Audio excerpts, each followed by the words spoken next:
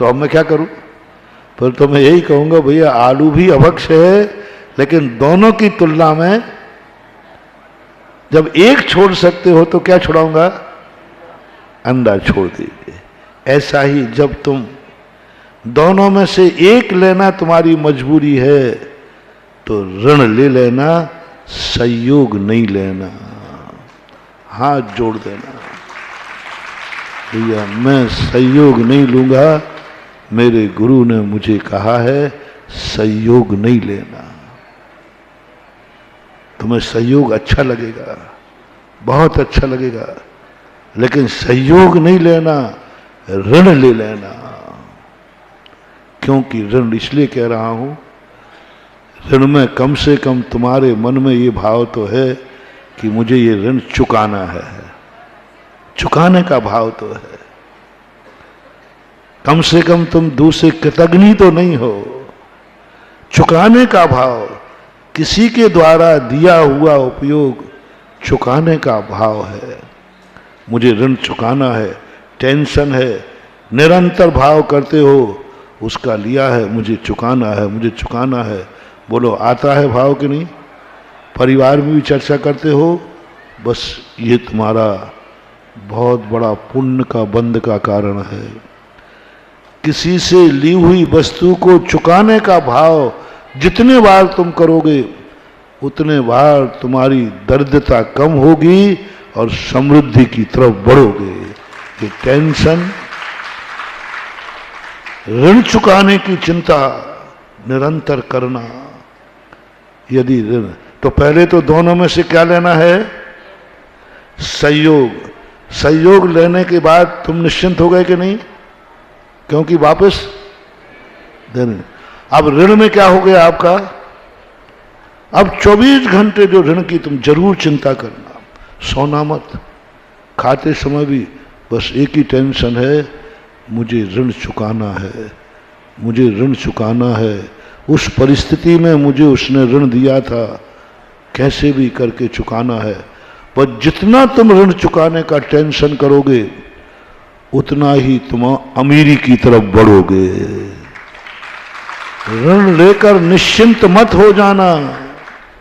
क्या कर लेगा वो 2 नंबर में दिया है? ठीक बोल रहा हूं मैं? हाँ, पता नहीं आपको ये सब बातें कहां से पता चल जाते हैं। हमें आप ही लोग बता जाते हो, चिंता नहीं करना। कई लोग आते, महाराज जी मेरा पैसा डूब गया। किसको? पूरे रिश्तेदार में। मैंने कैसे? मैंने कोर्ट केस कर दो ना। पूरे 2 नंबर का था।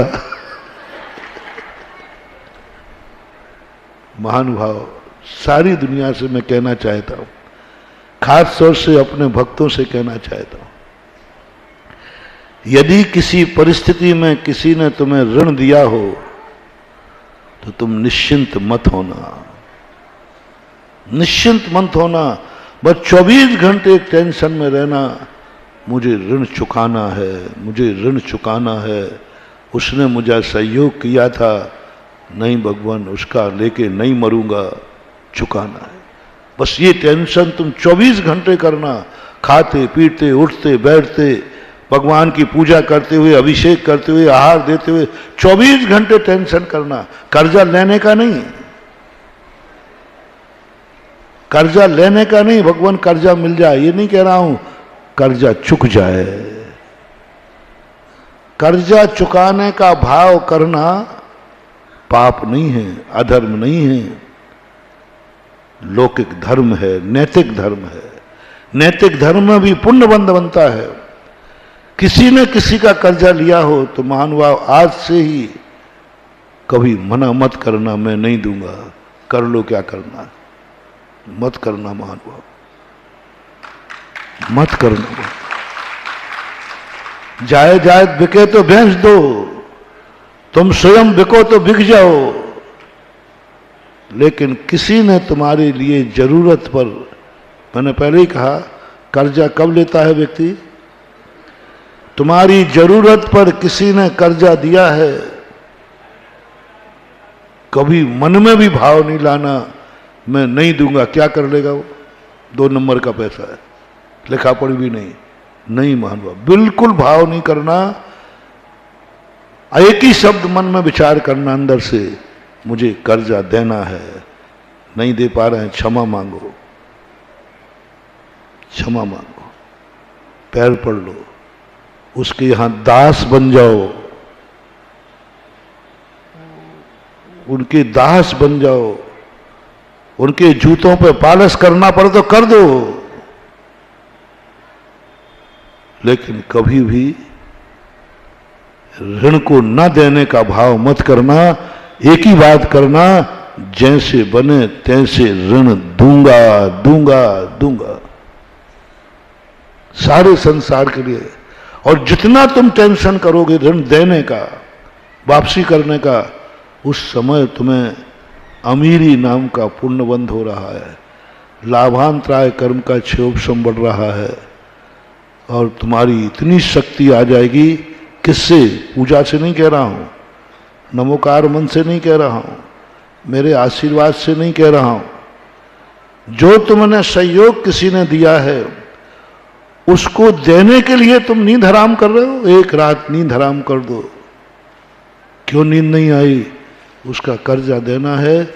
मैंने कहा था साल भर में दे दूंगा, साल भर हो गई, आज आखिरी दिन है, रात में सोया नहीं।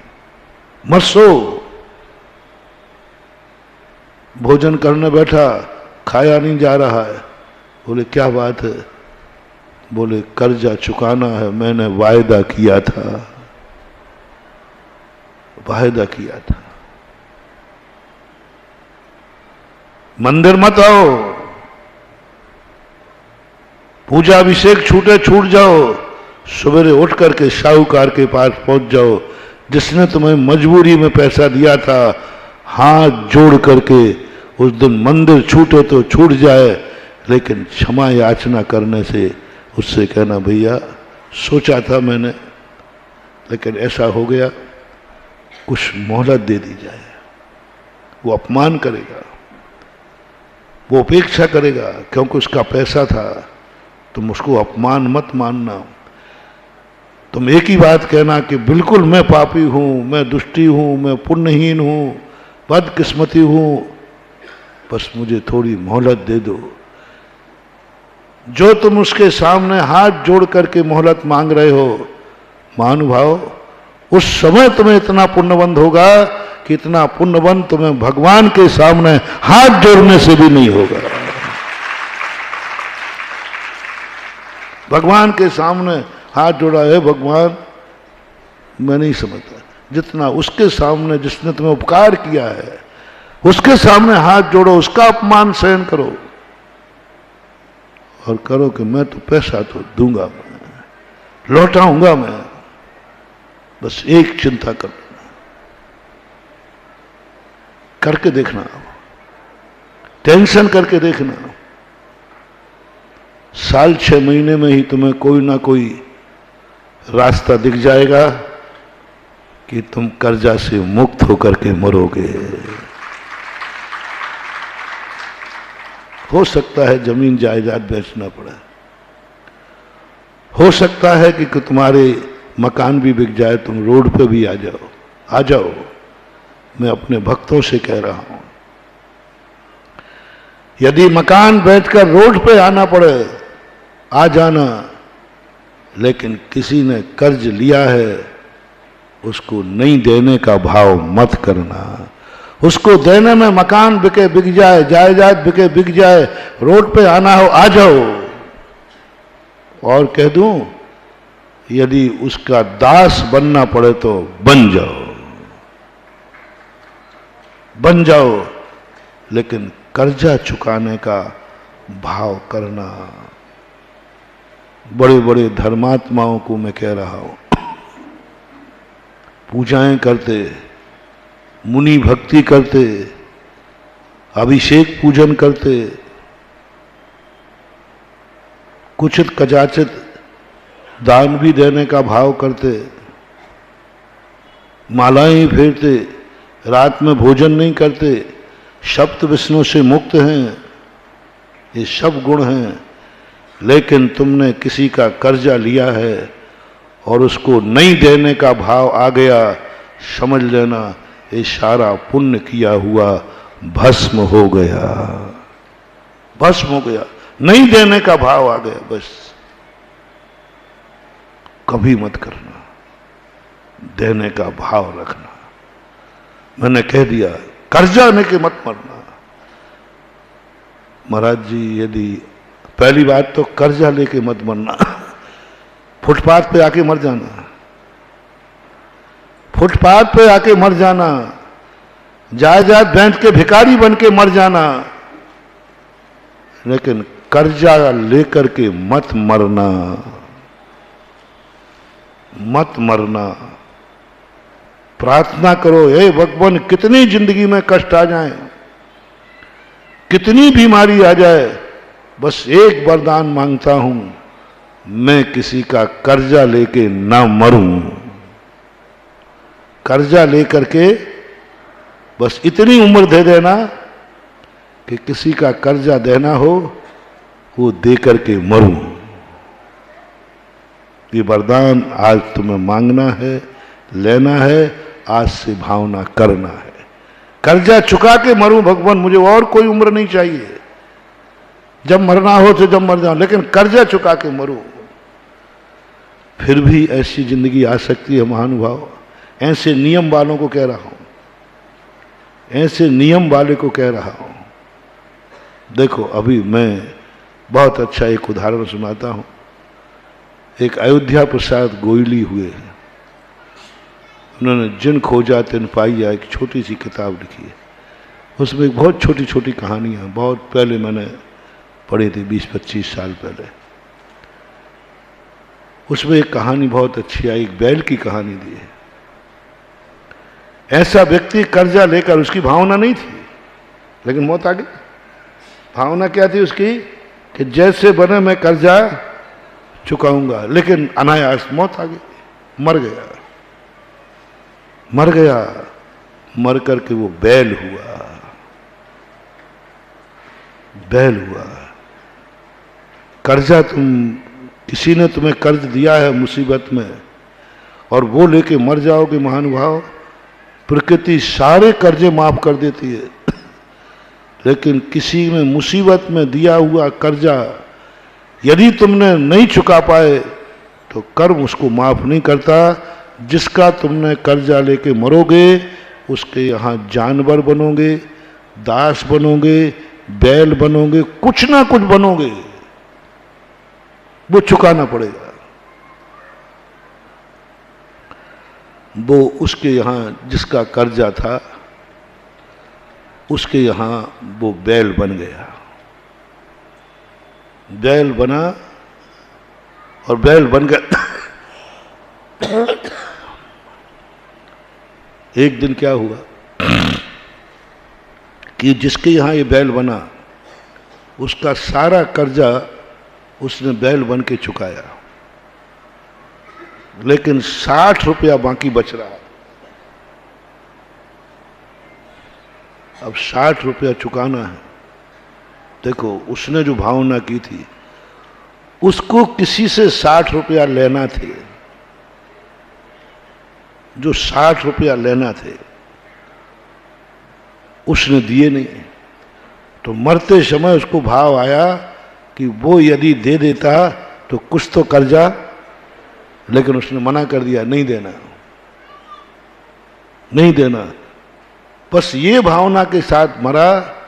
वो बैल जिसके यहाँ था, वो एक दिन क्या हुआ, गाड़ी लेकर के जा रहा था और रास्ते में उसको किसी कारण, वो लोघड़िया होते ना, लोघड़िया रास्ते में चलने वाले, राणा प्रताप के वंशज मानते हैं वो अपने आप, चित्तौड़ के मानते हैं। ये जितने लोघड़िया होते ये कभी अपना घर नहीं बसाते,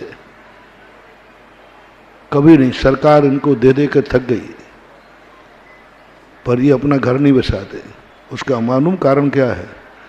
उसका कारण है, जब चित्तौड़ से महाराणा प्रताप युद्ध में हार कर भागे थे, तब वहाँ जितने नागरिक थे, जब तक हमारा राजा चित्तौड़ लौट के नहीं आएगा हम अपने घर में वास नहीं करेंगे। राजा जंगलों में भाग गए थे, जब तक हम लौट के नहीं आएंगे। चित्तौड़ लौट के नहीं आएंगे राणा साहब, और महाराणा प्रताप जो हैं वो लौट के नहीं आ पाए।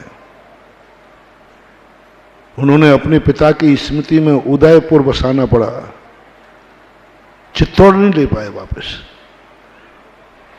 उनके पिताजी का नाम उदय सिंह था। उदय सिंह की स्मृति में उदय सिंह ने खुद उदयपुर बसाया, क्योंकि उदय सिंह उस समय जिंदा थे जिस समय चित्तौड़ से हारे थे, शाका युद्ध में भागे थे, और उदयपुर बसाया। उदयपुर में जाकर के बहुत बड़ा युद्ध किया, लेकिन चित्तौड़ के लोग मेवाड़ी पक्के होते हैं, मारवाड़ी नहीं। मारवाड़ी तो बेशरम होता है, मेवाड़ी पानीदार होता है। मेवाड़ी और मारवाड़ी में अंतर है। मेवाड़ी बहुत पानीदार होते, और प्रजा का नियम था, राजा चित्तौड़ लौट के आए नहीं महाराणा। ये आज तक राणा मरण को प्राप्त हो गया। 57 साल की उम्र में तो मृत्यु हो गई महाराणा प्रताप की, 57 ईयर्स मौत हुई। ये लोग सब आज तक घूम रहे हैं, नहीं हम घर में वापस नहीं जाएंगे जब तक हमारा राणा चित्तौड़ नहीं आएगा। अब क्या करें, वो तो चले गए। तो ऐसे लोगों के पास वो बैल गया। रास्ते में चलते चलते उस लोहड़िया का जो था उसके यहाँ कोई बीमारी आ गई, चलते चलते। अब वो उस गांव के बाहर रुका। देखना सिस्टम, देखना तुम्हारा कंप्यूटर फेल हो जाएगा, हमारे कर्म का कंप्यूटर देखना। उसको 60 रुपए की जरूरत पड़ी, तो उस गांव में जाकर सेठ जी से कहा, सेठ जी मुझे पैसा दे। बोले काय का पैसा दूं, किसके बदले दूं? बोले साहब ये बैल ले लीजिए। वो बैल उस सेठ को बेच दिया।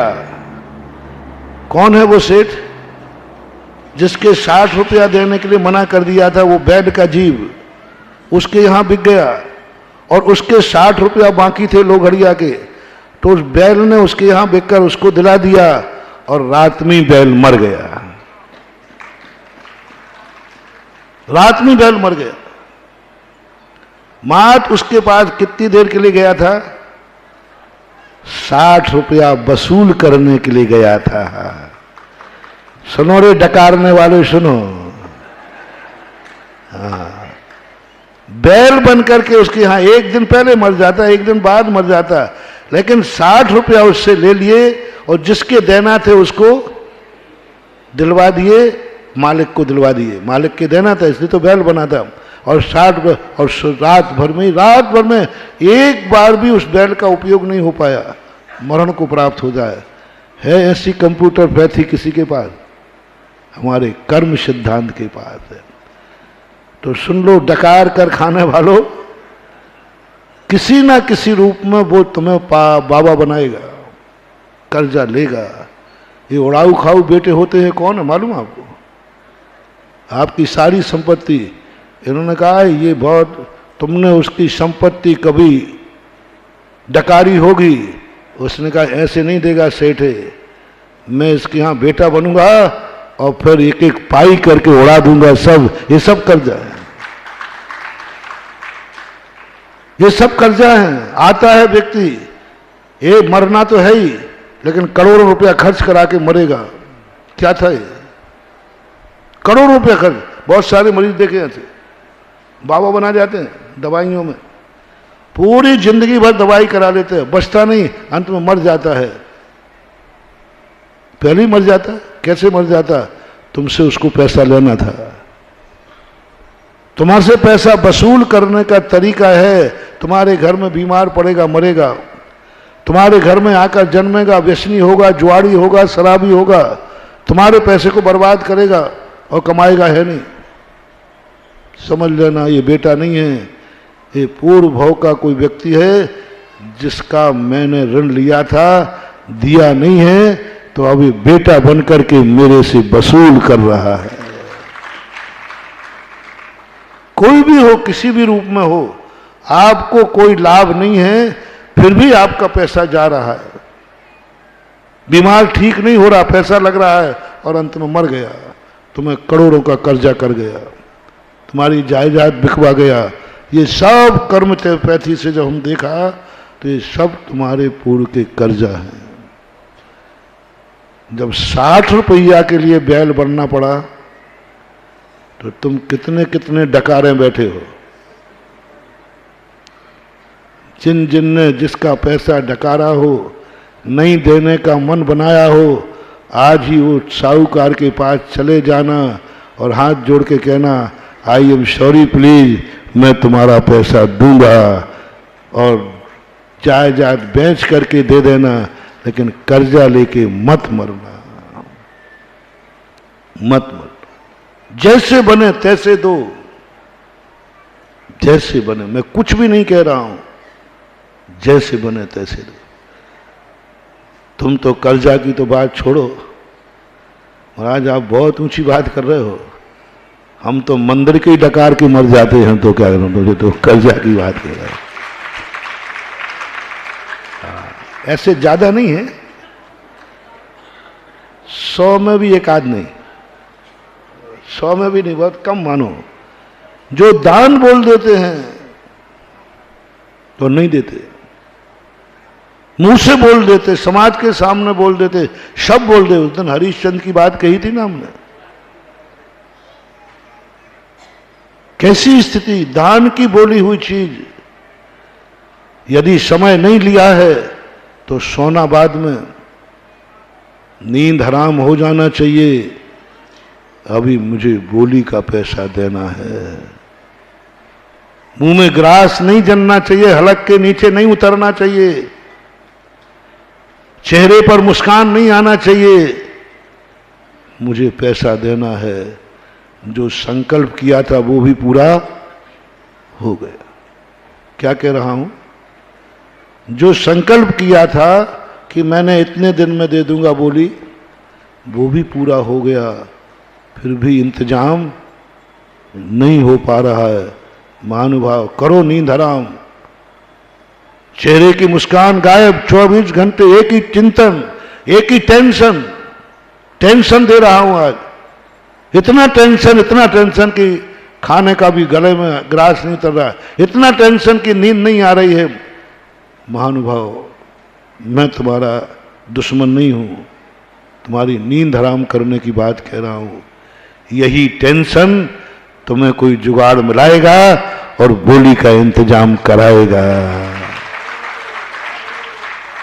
तुम तो निश्चिंत बैठे, किसका देना, अरे भगवान के तो देना, कमेटी वाले का आएंगे तो कह देंगे तुम्हारे बाप का देना है क्या। हाँ, कमेटी को कोई खूब फटकारे, 2-4 बार यदि आपके पास पहुंच जाए कमेटी वाला, तो फिर आप क्या अपमान करते हो उसका। महानुभाव, मत करना, मत करना अपमान। मैं हमेशा कहता हूं, बोली का पैसा देने के बाद यदि संकल्प कर लिया तो संकल्प